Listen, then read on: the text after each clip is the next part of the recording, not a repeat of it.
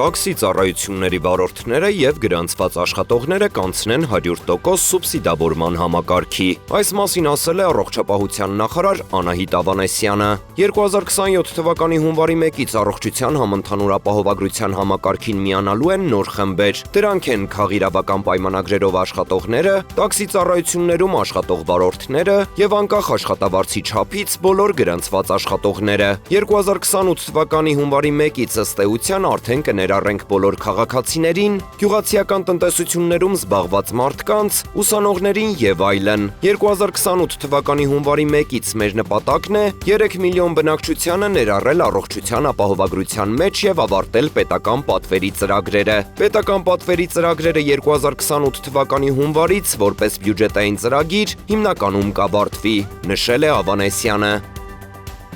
Հայաստանի Հանրապետության էկոնոմիկայի նախարարությունը տեղեկացնում է, որ Հայաստանի Հանրապետության եւ մի շարք գործընկեր երկրների միջև գործող ազատ առևտրի համաձայնագրերը կարևոր հնարավորություն են ստեղծում հայկական արտադրանքի արտահանումը խթանելու, արտաքին շուկաներում հայկական ապրանքների մրցունակությունը բարձրացնելու եւ արտահանողների ծախսերը նվազեցնելու համար։ Մասնավորապես, այն դեպքերում, երբ Հայաստանի Հանրապետությունն ունի ազատ առևտրի համաձայնագիր տվյալ երկրի հետ, հայկական ծագման ապրանքների արտահանման ժամանակ սահմանված պահանջների պահպանման եւ ապրանքի ծագումը հավաստող համապատասխան փաստաթղթի, ծագման սերտիֆիկատի առկայության պարագայում արտահանողները կարող են օգտվել արտոնյալ մաքսային ռեժիմից։ Սա նշանակում է, որ ներմուծող երկրում մաքսային ձևակերպումների ընթացքում համապատասխան ապրանքների նկատմամբ մաքսատուրք չի գանձվում, գործող ազատ առևտրի համաձայնագրով սահմանված պայմանների պահպանման դեպքում։